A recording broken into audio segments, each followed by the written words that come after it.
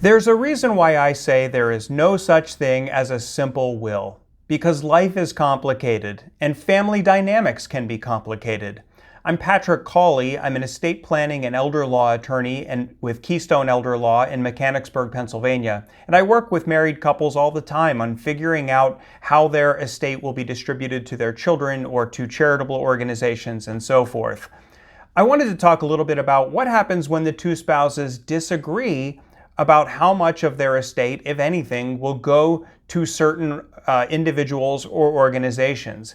And really there are a couple scenarios where this comes up. One could be that one spouse had a child before the marriage, and so there might be different levels of loyalty to that child. Obviously, the biological parent of that child wants to make sure that that child is taken care of, but the spouse who is not the biological child might have other ideas.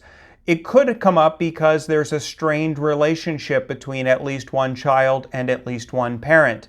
Maybe the child is no longer speaking to that parent or really caused a lot of trouble for that parent.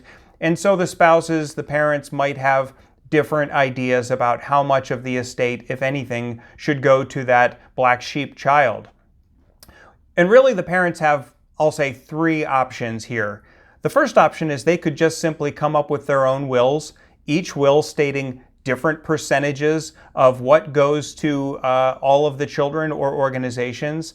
One will may cut out a child entirely, the other one might fully take care of that child. That's fine. Then it just comes down to who dies first and who dies second. So really the surviving spouse's will be the one that controls how much goes to each child or organization. Another way you can do it is you can use trusts built into your will. So if your primary goal is to take care of your spouse and then you want to make sure that your child from a previous marriage is also taken care of, well, you can leave everything into a trust for your surviving spouse.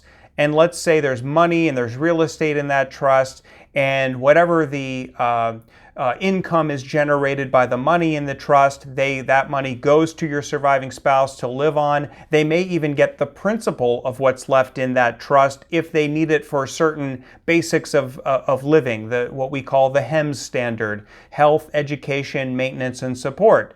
So you can set out very carefully that anything you leave into a trust for your surviving spouse will be there to take care of your surviving spouse. And then at the end of your surviving spouse's life, everything that's left in that trust goes to the child that would otherwise be cut out by your surviving spouse out of his or her will.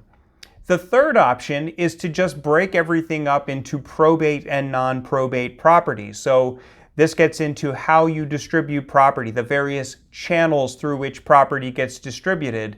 Everything you own in your own name, whether it's your car, your house, your bank accounts, if it just has your name on it, that must be distributed through probate, the court-supervised process that a will goes through. But that's not the only way that property gets distributed. If you have a life insurance policy or a retirement account, then that's a contract that you have. That's not something titled in your name. It doesn't go through a court-supervised process. You simply have a deal with a financial company to manage your money, and then when you're gone, you list beneficiaries designated on that account or that policy, and they get a check cut outright.